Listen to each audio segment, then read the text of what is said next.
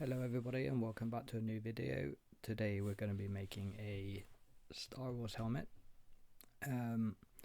the Captain Phasma Star Wars helmet. It's something I've wanted to do for a while, to be honest.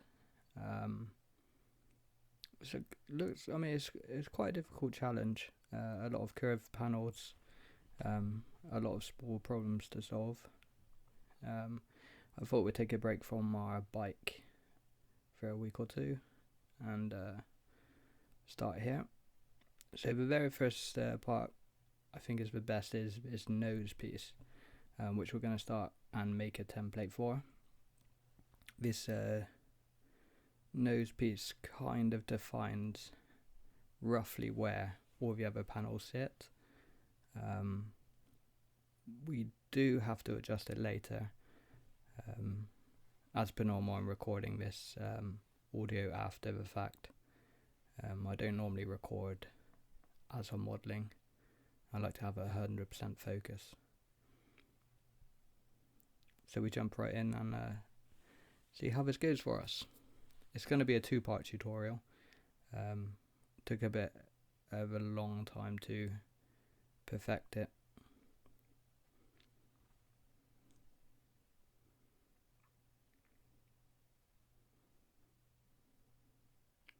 So here we're just trying to get the nose piece, which will also encompass a part of the chin area. The shape is very, very hard to find good references here.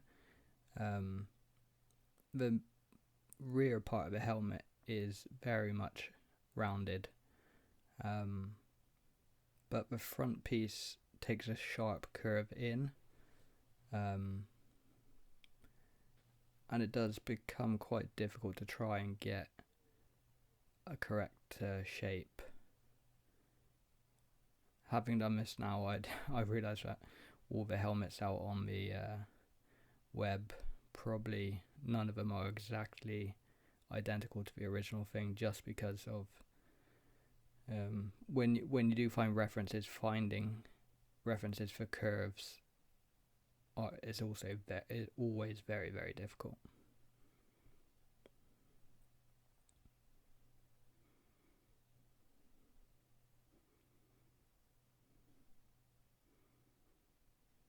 We also have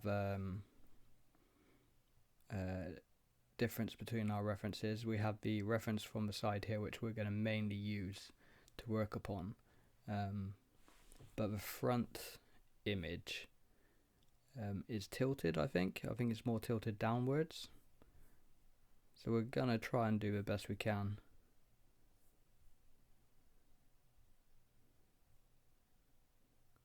There is very much eyeballing and guesstimation going on in this video today.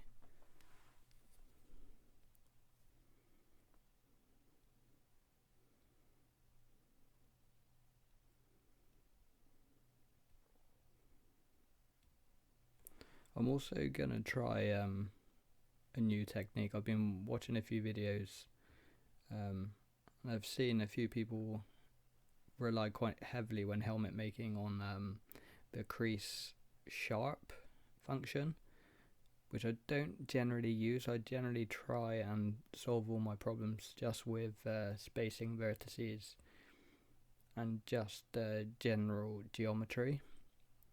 But we are going to throw in a few creases, or quite a few creases really, and see how that goes. I'm not completely convinced by the technique. I mean, there is no doubt that it works, but if it works for me more than how I generally build my helmets, we're going to have a look at that.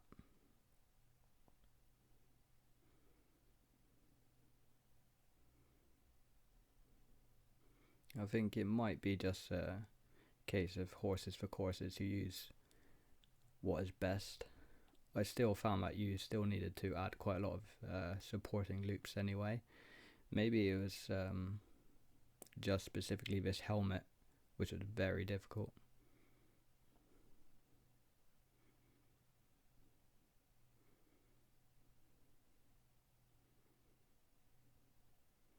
So here we're just going to try and spread out some nice geometry here.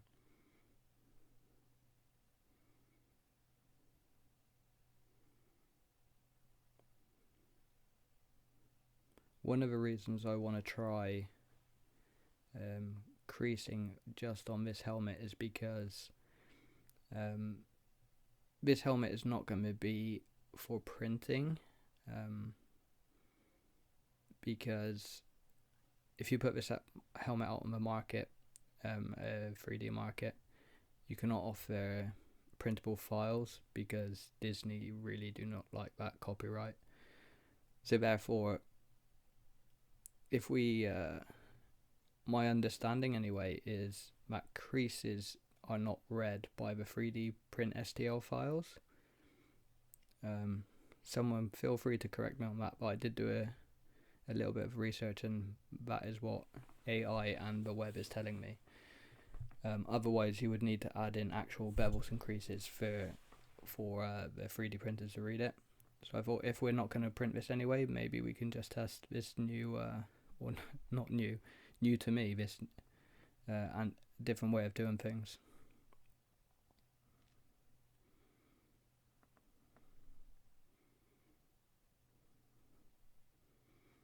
I think I'm going to look into it a little bit more. I mean, I like my things to be printable,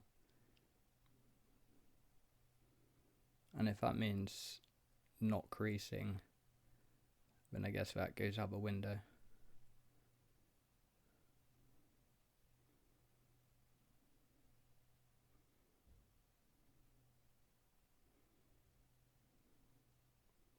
So you can see here how far off the reference is at the front.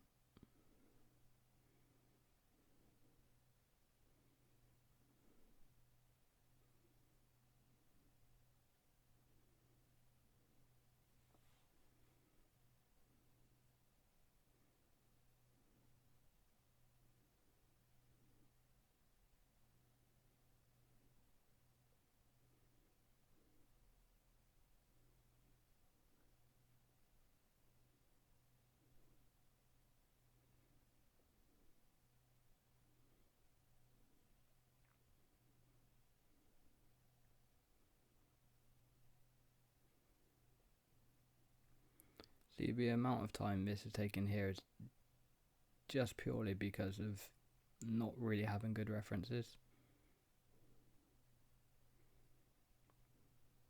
We're going to spread out the geometry nicely later.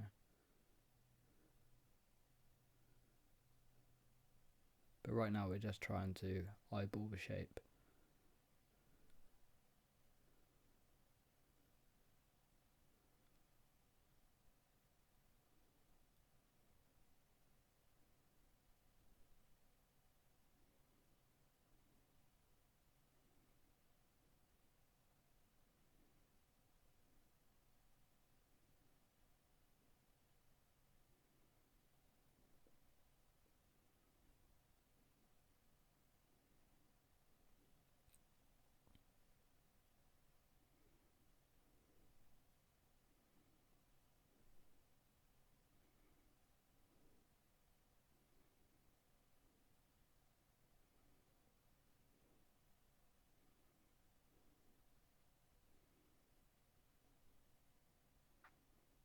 So we're kind of there with this piece.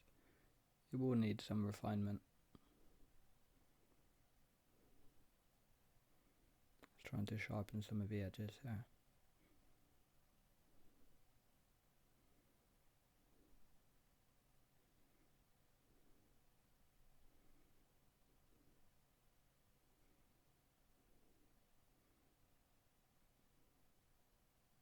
And then we shrink it again to our template just to get a good fit. Now we're going to make the main part of the helmet, so we're going to use the same template just for this chin piece.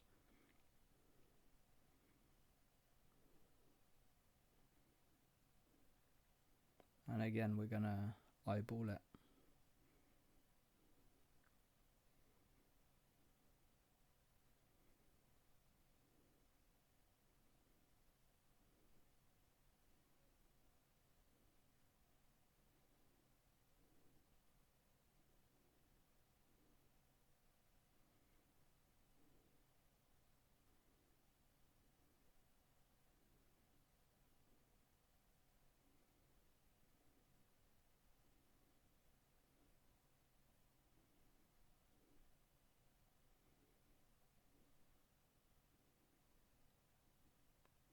See, the side view is definitely the view we want to be using here.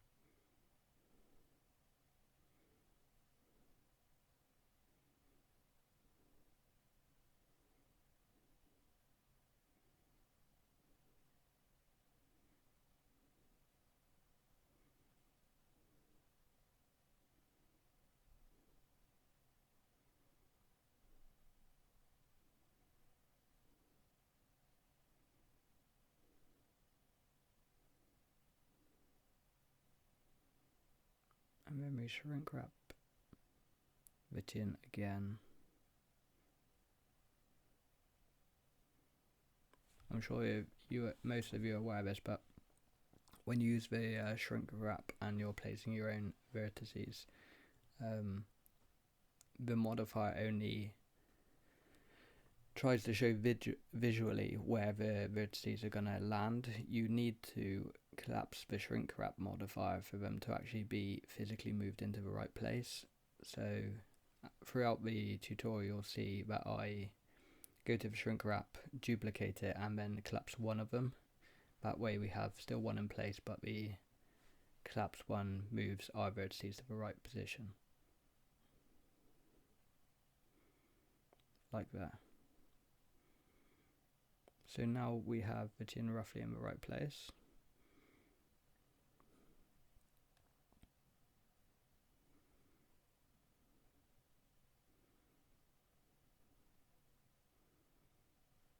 Just not completely happy with the bend here and the chin there.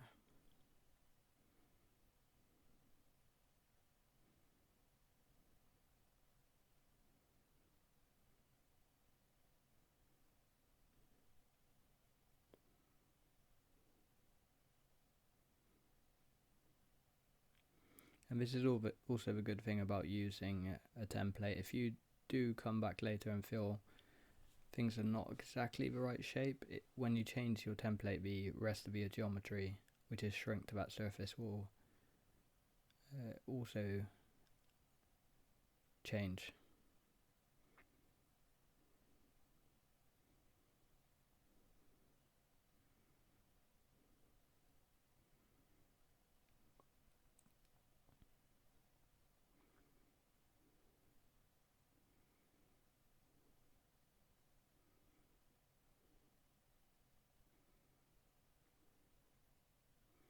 So now we're going to make the template for the main part of the helmet, the head piece. And it's always a good idea to use a cube which you have add subdivision tool 3 and then collapse. If you use a dome, or a circle, or a sphere, they all you get a pole at the top which creates crazy creases, which is very hard to get rid of. But if you do the sphere, you get this nice evenly based geometry.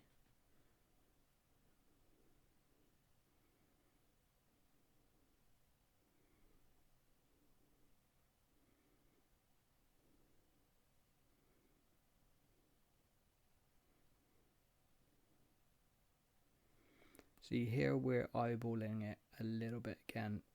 We have a rough idea from the side how the dome looks, and also a rough idea from the front.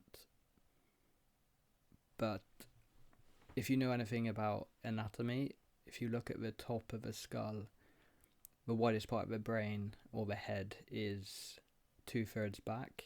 So we go up to the top here, and we also try to just adjust the top piece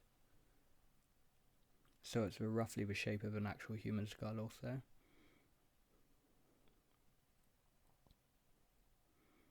Otherwise it would be quite uncomfortable.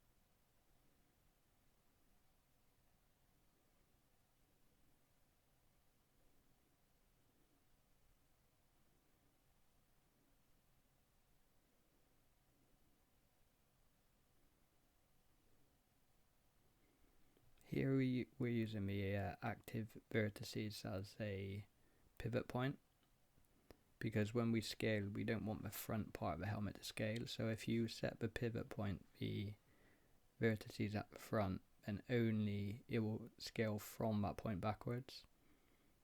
And that's what we're doing here. So as you can see, I always have the scalable vertice at the front. Pivot points are very important. So you can, I put the pivot at the front, scale back.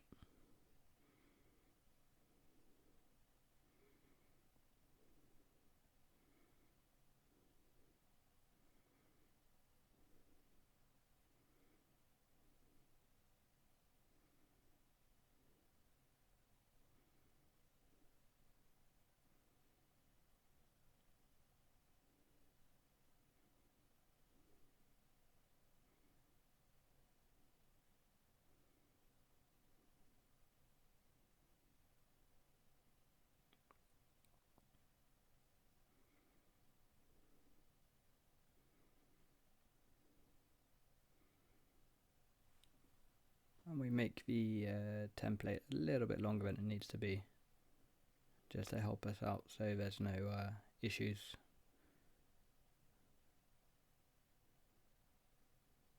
So now we really need to get this front part in, because you can see it curves inwards drastically. It needs to meet the chin piece here, and our references do not help us whatsoever.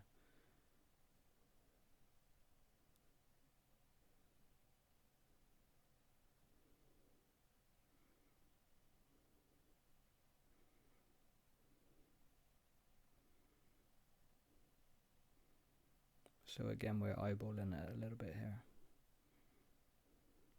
I'd say the references don't help us whatsoever. It does a certain bit. I mean, we have the front as a reference point and the back as a reference point. But I do not think it's a straight shot from front to back. There is some curving going on there. Just need to round it out a little bit. And because we have such low geometry now, it also helps us, because if we shrink the front vertices of this back piece, if you understand, to the chin, because we have such low geometry, the rest will just kind of fall in line.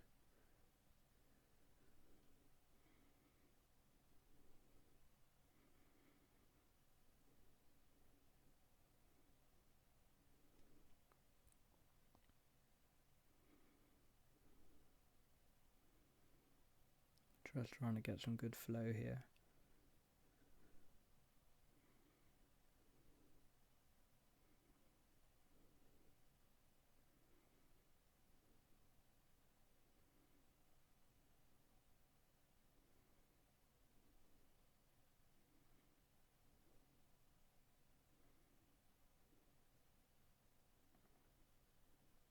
See, we need to go a bit wider here.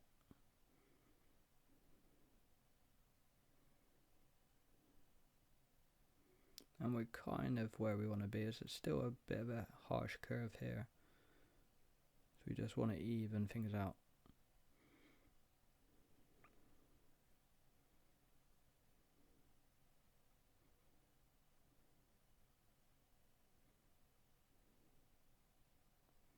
And we turn that then into our template. Duplicate. And then we work on the new piece of geometry here.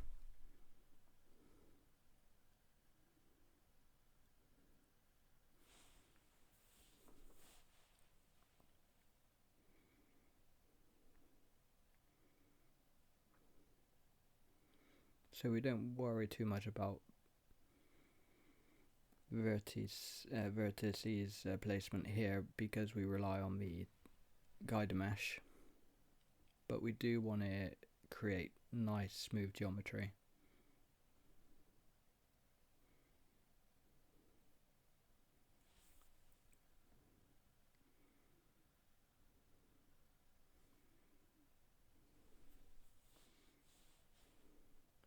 So now we connect the front and the back piece here.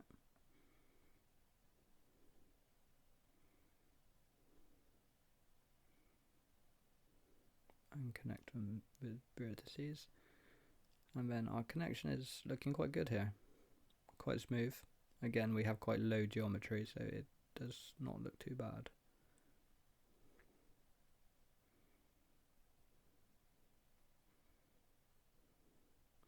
We create a group for this back piece here, so the shrink wrap will, to the main piece of the helmet, will only affect these back pieces.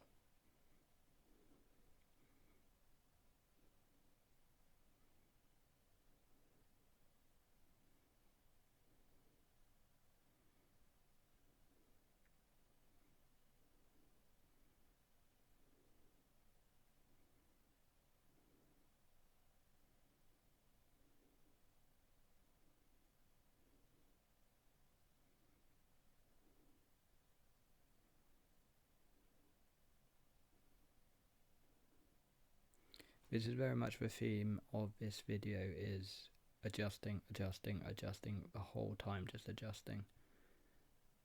I don't think I ever truly get completely happy with this model.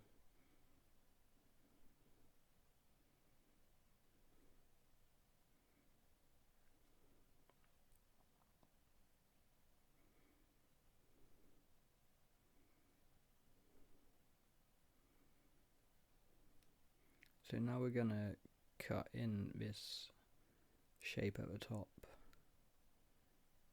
and we want to cut the outside of it preferably.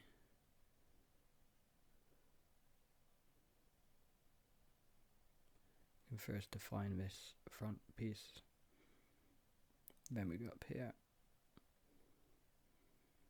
If we press A when using the knife tool, then we have the angle function.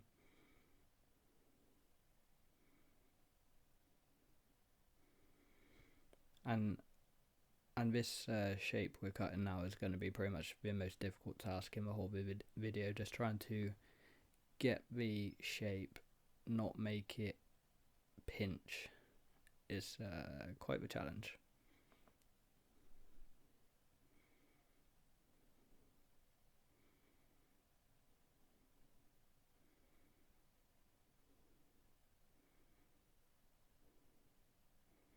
And we add a supporting lip there. Now I'm going to make this piece straight, and that's because of the raised central part of the helmet, the small Mohican part.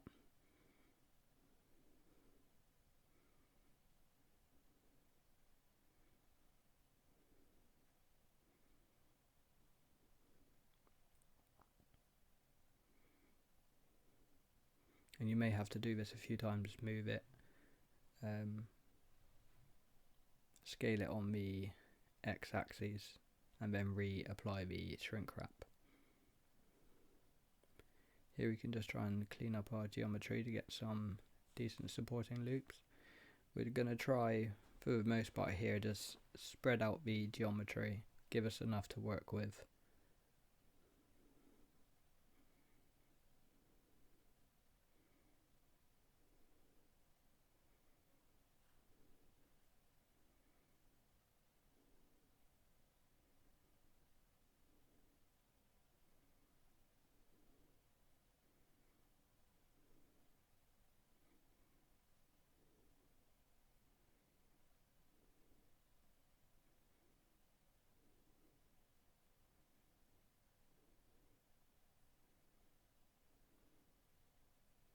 So here we're just adding the creasing.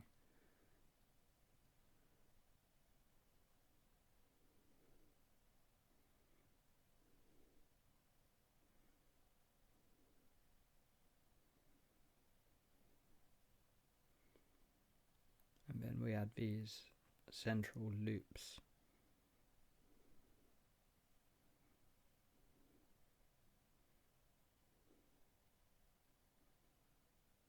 And we have 2 extra vertices here on the curve.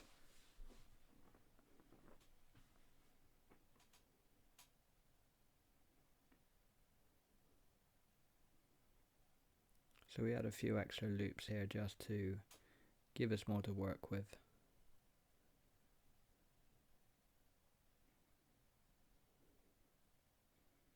You can see how bumpy our helmet looks right now, but readjusting the shrink wrap will put everything in place again.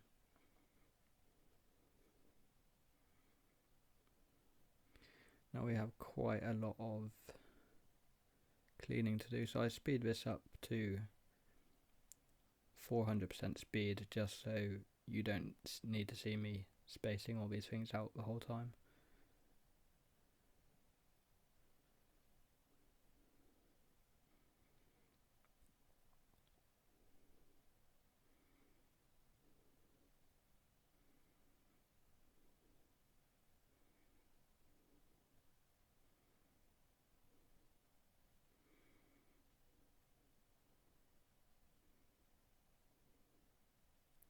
See here, we're just trying to make sure we don't have too many triangles, and if we can take any triangles away, we will.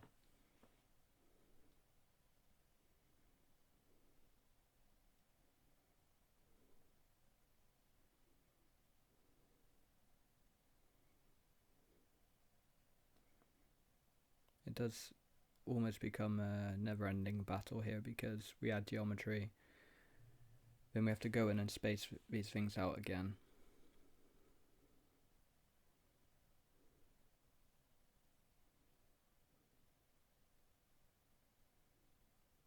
When I go through the spacing procedure.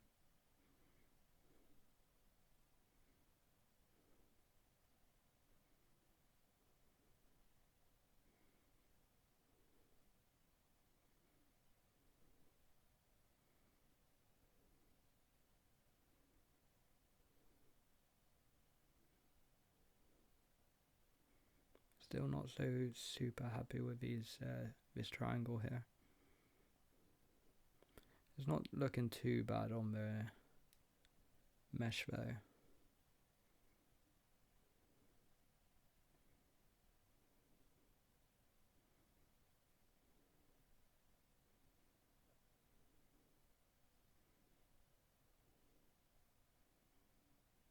So we get nice clean reflections for the most part.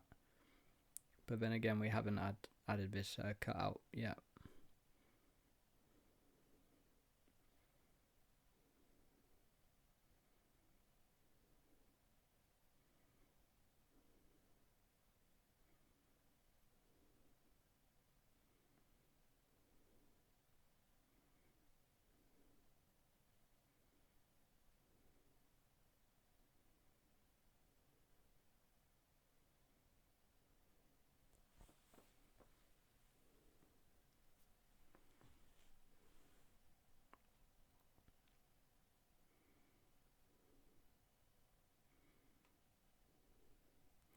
So here we recut this top bit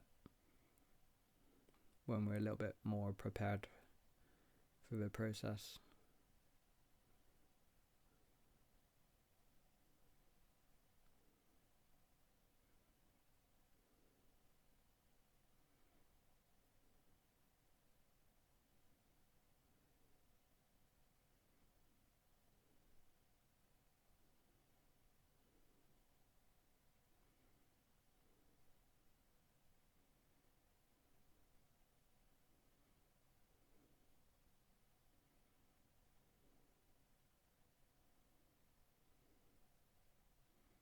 Now we try and clean up a little bit without doing too much damage.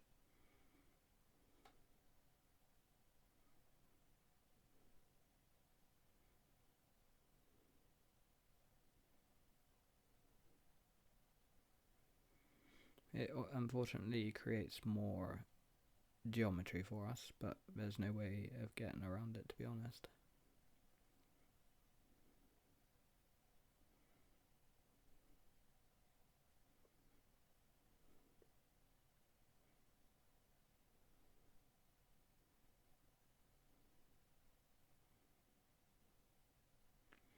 It's just an eternal compromise with the mesh.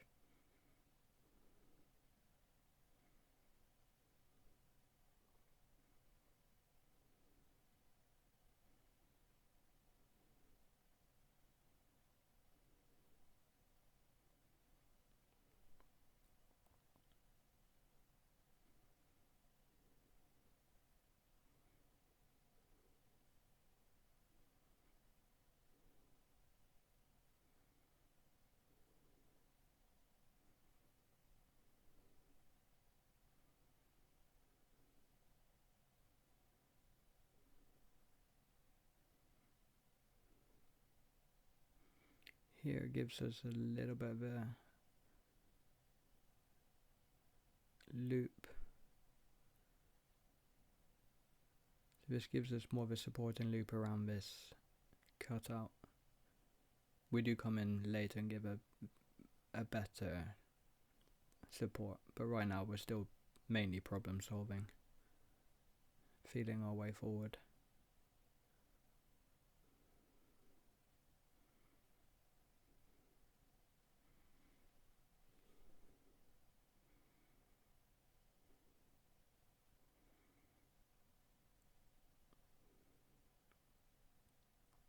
So then we fill and do an inset to get this internal piece, which needs to be scaled inwards.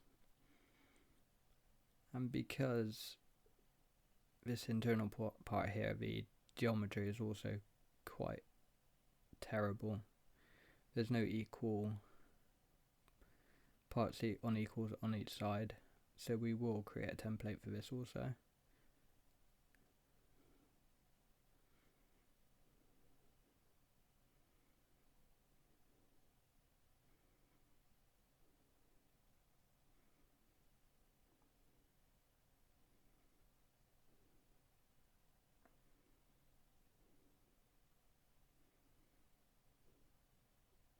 So here we duplicate the original template, which we will scale it inwards, so it's a little bit smaller than the original. And then we will define these vertices here, and we will shrink just these to the new inner mesh.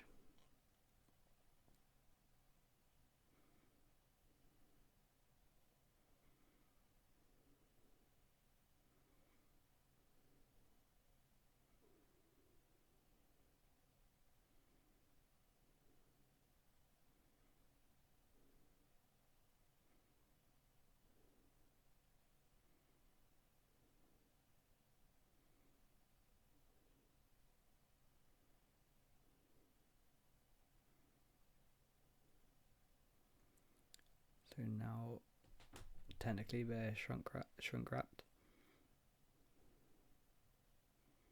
but we need to crease these edges.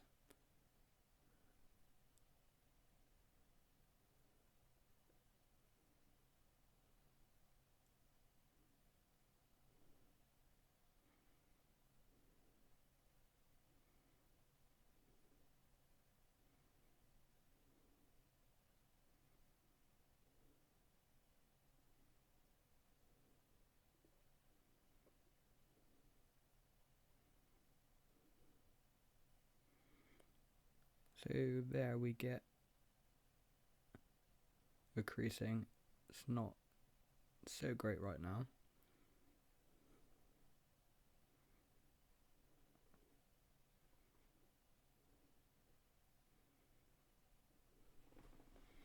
It does look partly terrible because of the shrink wrapping.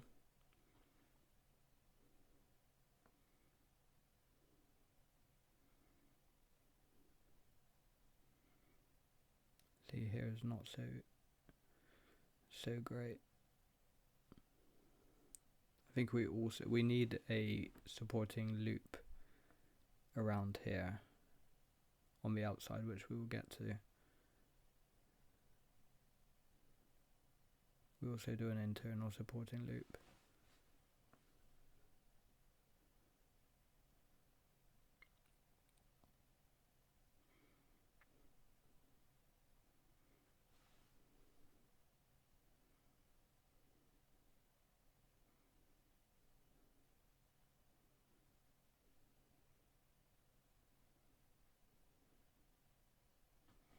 So right now this is definitely not the effect we're looking for.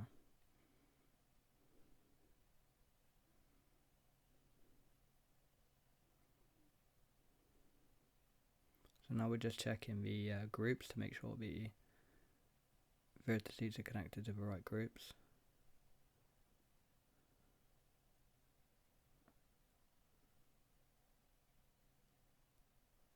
So then when we hit it up to ×3 subdivision, then we get a little bit closer to the effect we want. There's still definitely some pinching there, which is why we are going to need some supporting loops.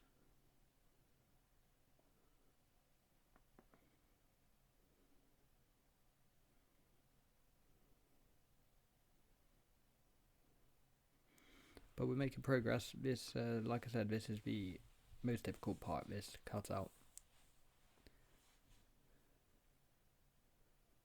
We do not like cutting on smooth surfaces. And again, I think a part of this issue is maybe me trying to rely too much on this crease modifier. I would have felt a lot more comfortable doing this with just edge loops. But it's good to try these things. I mean, I'm sure there is solutions here if we continue.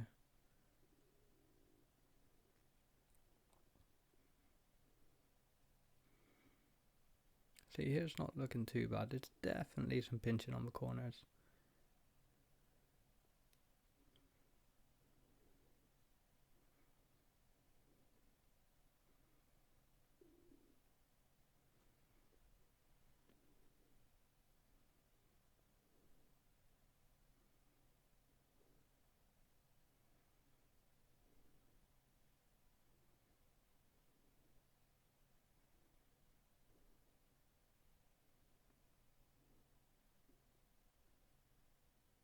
So now we do some more spacing out. See if we can help ourselves here.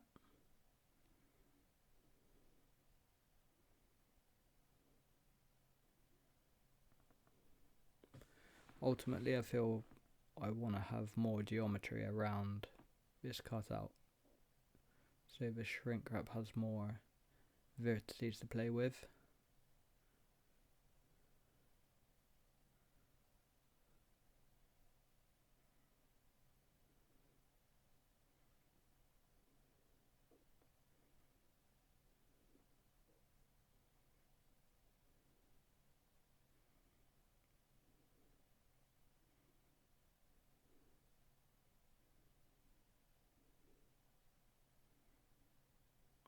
And this little piece shouldn't really not be here.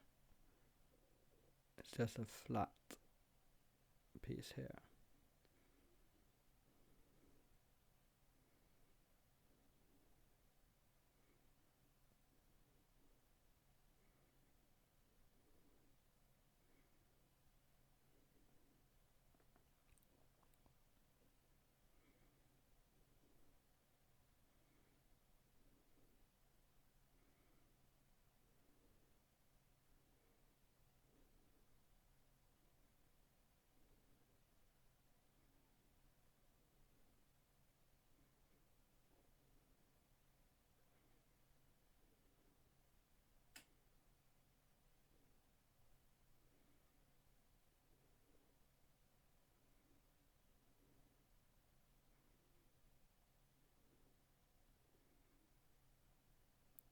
So now I believe that we have to check this geometry. Not everything is shrink wrapped to be internal.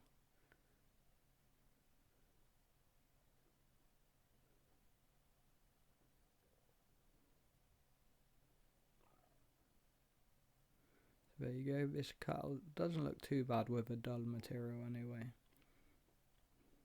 which is not so helpful because we will have a shiny, although slightly banged up chrome material.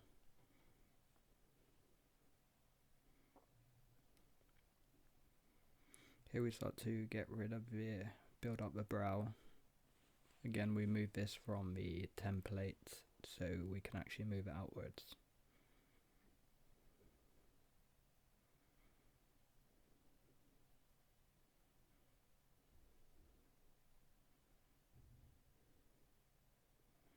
So we've got some progress here anyway. We're on the right road. So here you can see these fins need to, Good seeds need to be straightened up again. They do like to distort themselves when we collapse the shrink wrap modifier. So now we raise this thin piece, all except the very front and back, because I think we can fix that later. I haven't completely decided. Well, I mean, technically I have, because I've already completed this model, but at this point we're not completely decided how we're going to do this front fin. The references don't really show if it inserts into the headband or if it stops just before and there's like a gap. I think I ultimately come down on the side of having it as a piece which does not connect to the headband. But again, with the lack of references, you're kind of just guessing.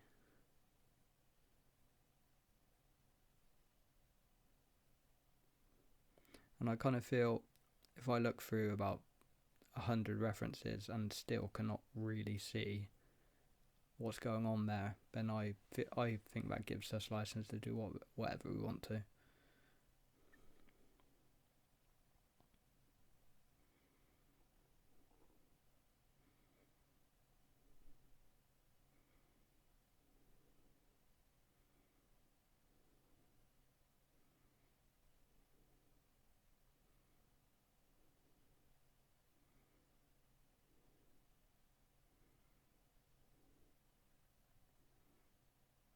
So here I'm just trying to work out what the best option is here. How to link this piece.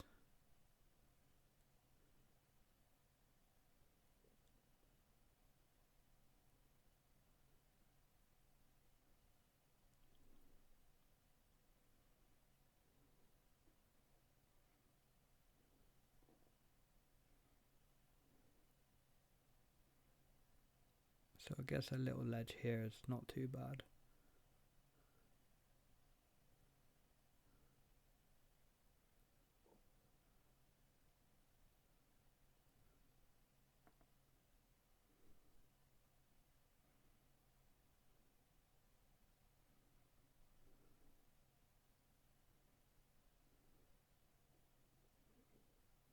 Then we get a little bit of crazy shading, presumably because of this little triangle we have down here.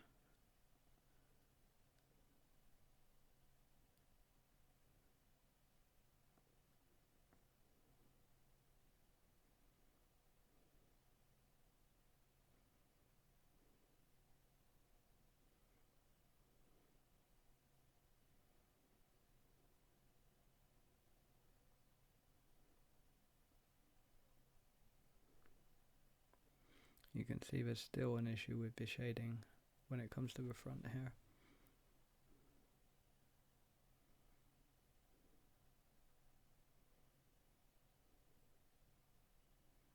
And it's because of this triangle.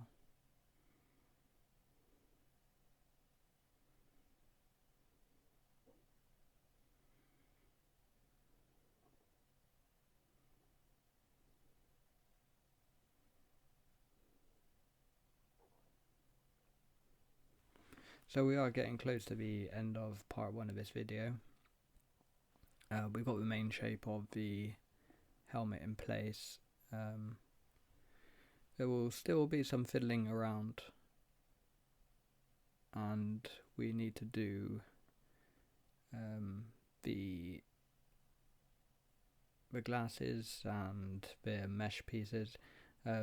Again, as this is not a 3D printed object, the mesh part I'm pretty much decided, I have decided that I'm going to use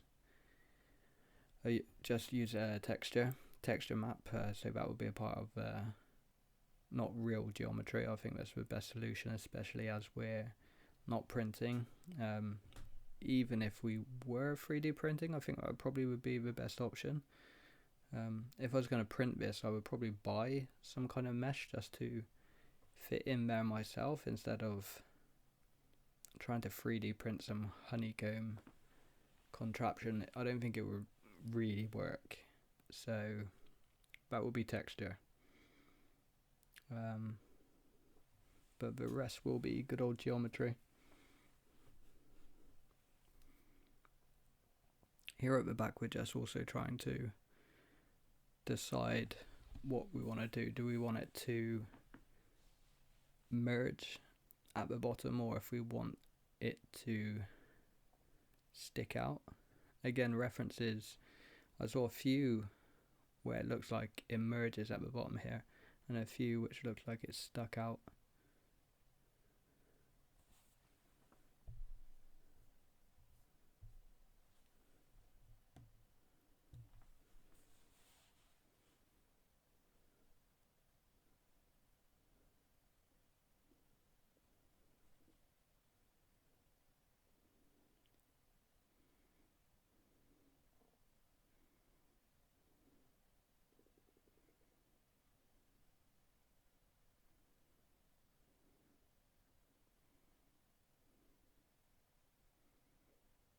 So that's not looking too bad here for now.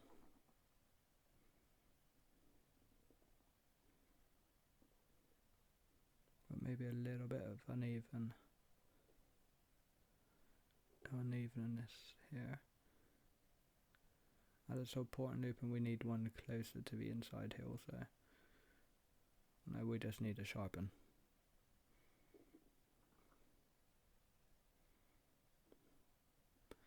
So here we are, pretty much signing off for today, and we'll come back with the next video and hopefully a turntable of the final project. Thanks for stopping by. See you on the next one.